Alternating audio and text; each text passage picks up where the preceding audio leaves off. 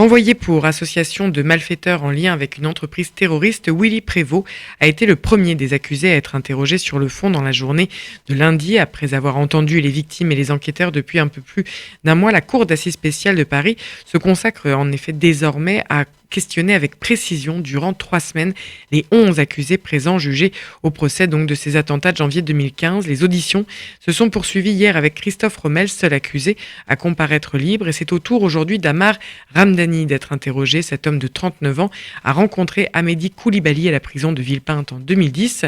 On retrouve pour en parler Laurence Goldman au tribunal judiciaire de Paris. Bonjour Laurence. Bonjour Marika. Donc une audition prévue d'Amar Ramdani, mais avant, les avocats des parties ont commencé toutefois la journée par une nouvelle demande d'audition. Qu'est-ce que ça signifie, Laurence ? Oui, plusieurs avocats des parties civiles ont en effet demandé au président de la Cour, en vertu de son pouvoir discrétionnaire, qu'un nouveau témoin soit entendu. Il s'agit de Mohamed Sifawi, un spécialiste de l'islam radical, explique une avocate, écrivain, journaliste. Il est l'un de ceux qui connaissent le mieux les idéologies extrémistes. Pour la manifestation de la vérité, dit-elle, la connaissance de cette entreprise terroriste et de ses modes de fonctionnement apparaît déterminante. Maître Samia Maktouf, avocate de Lassana Bathily, soutient cette demande. Il est essentiel, selon elle, d'avoir les explications de Mohamed Sifawi. Mais les avocats de la défense ne sont pas d'accord. Pour Maître Coutempère, qui défend le principal accusé, Mohamed Sifawi n'est pas tant un expert qu'un informateur de différents services. Ce sont ses mots. Une autre avocate, toujours de la défense, avance, elle, des arguments relatifs au planning du procès déjà très chargé. Vous avez refusé notre demande d'entendre Bernard Cazeneuve, lance-t-elle au président. En quoi Mohamed Sifawi va nous aider à comprendre les relations entre les 11 accusés présents dans le box. Le président donnera sa réponse au plus tard demain.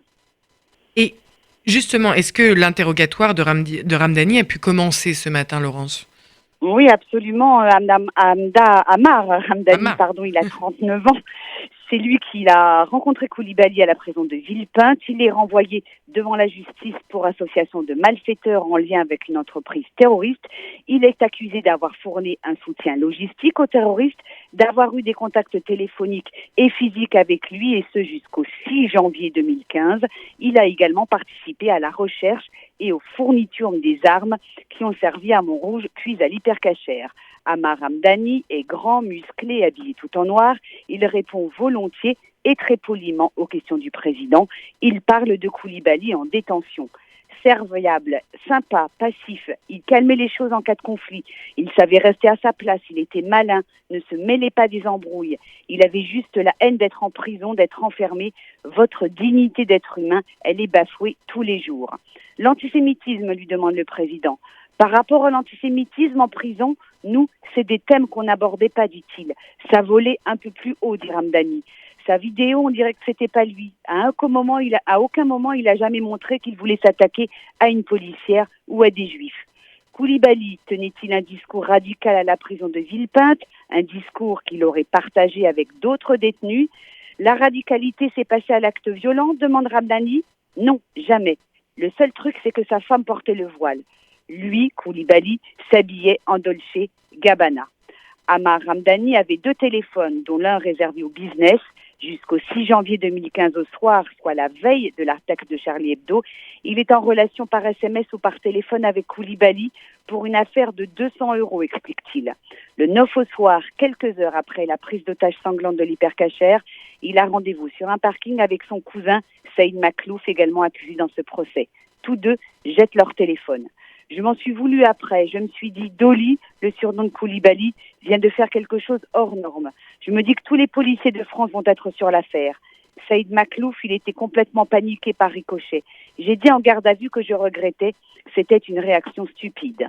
S'ensuit alors un long dialogue autour des 6 voyages à Lille effectués par Ramdani et son cousin Maklouf. Le nom d'un autre accusé apparaît, celui de Mohamed Farez. Ramdani botte en touche. Il ne répond pas directement aux questions. Je ne suis pas une balance, jamais de la vie je me mettrai à table, même si ça me porte préjudice, finit-il par lancer. Son audition se poursuit toujours devant la cour d'assises spéciale. Le cas Ramdani sera examiné jusqu'à demain soir, avec l'audition de plusieurs de ses proches, notamment son ex-petite amie, une sous-officier de la gendarmerie nationale, radiée depuis. au tribunal judiciaire de Paris. Laurence Goldman pour RCJ.